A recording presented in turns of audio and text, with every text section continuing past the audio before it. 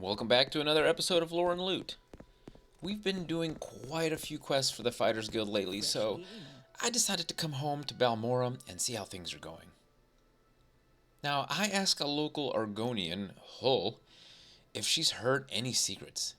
She tells me about vampires, and it may be interesting for later, but it's not really what I wanted to know right now.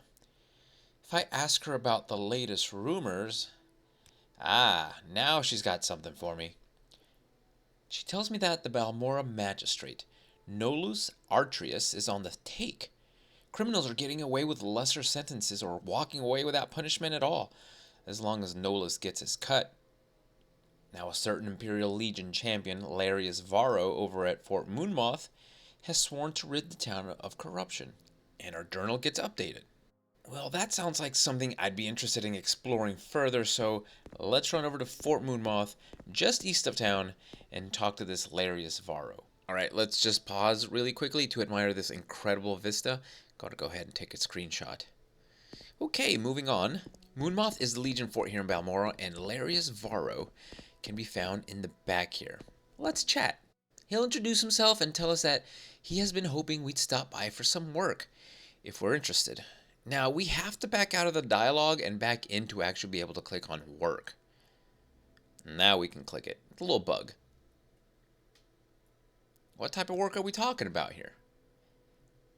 Well, it seems that he knows who we are and that he would like to tell us a little story. After which, maybe we'll do some things and maybe we won't do some things, but that's up to us. And if we do some things, maybe he'll have a nice present for us. Alright, he's being quite coy about all of this, so let's actually get him to tell us his little story. Once upon a time, there was a bad magistrate who took gold from criminal organizations to reduce the sentences and fines of criminals. Everybody knew he was doing this, but nobody could prove it. Because even if it could be proved, the bad magistrate had important friends, and proof is not as powerful as important friends. At the same time, there was a good officer who enforced the laws because he thought laws made people happy and safe. And it bothered the good officer that enforcing the laws did no good because the bad magistrate let the criminals go as quick as the officer caught them. For a long time, the good officer sighed and said, "What can I do? Because the bad magistrate has important friends and nothing I can do will touch him." But then the officer said, "Say, wait a minute. What about the bad people who are bribing the bad magistrate? They haven't got important friends, and if they aren't around, then the bad magistrate can't get any more bribes." And even better, the good officer suspected that the bad people who were bribing the bad magistrate were probably criminals themselves. So the good officer decided that it would be good if the bad people who were bribing the bad magistrate should go away forever. So that good officer made a little special prayer that there would be a little bloodbath to wash the bad people away. There. Isn't that a nice little story? Maybe not a perfect story because it ends with a prayer and not a bloodbath, but maybe the story isn't over yet. Now, that is quite an interesting story indeed. We can now ask him about this bloodbath.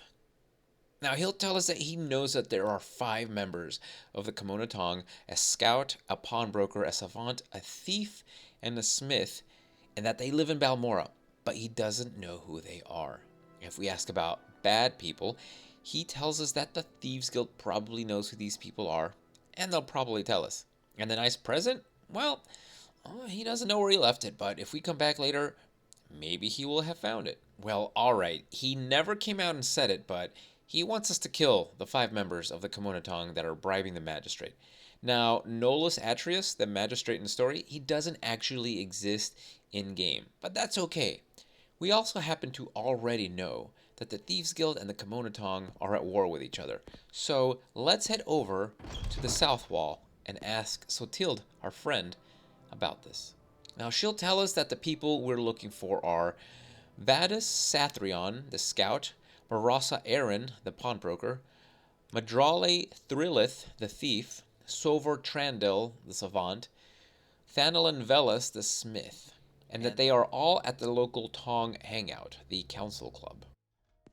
Now we have to decide how we're going to tackle this. I can tell you that we don't want to go in there sword swinging, or we'll have a fight on our hands, and we'll also get a huge bounty, and the guards will be out for blood. We'll have to go about this a different way. Now before we do anything, let's scope out the joint. Immediately at the entrance we'll find the smith, Thanellan Velis, here at the top of the stairs. Sover Trandel, Vedusa Sathrion, and Marasa Aaron are in the lounge area in the middle here, and the thief, Madrale Thrillith, is at the bottom of the building by the rooms to rent. Now the best way to do this is to take out Thanellan first. And the best way to do this if you have 0 sneak skill like me is to taunt him into attacking you. Now if you can cast a good enough frenzy spell on him, this will work too. After him, we want to take out Madrale at the very bottom. And last of all, we want to take out the 3 others in the main area. So here I'm just going to spam the taunt button until he attacks me.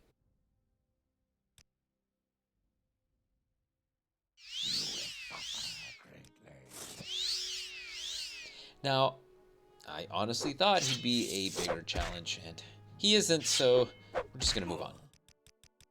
At the bottom, we'll do the same thing with Madrale.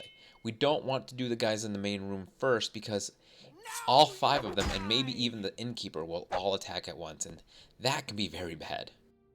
The easiest person to taunt here is Marasa. She's just easily annoyed, I guess. Once she's mad enough, they'll all come at us.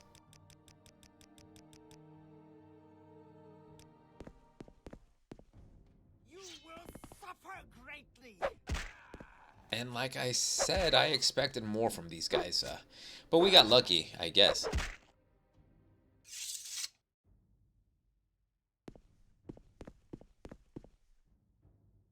Now Madrale has a nice assortment of lockpicking tools. Sover here has nice clothes and a few books. Marasa has... oh god, her head moved.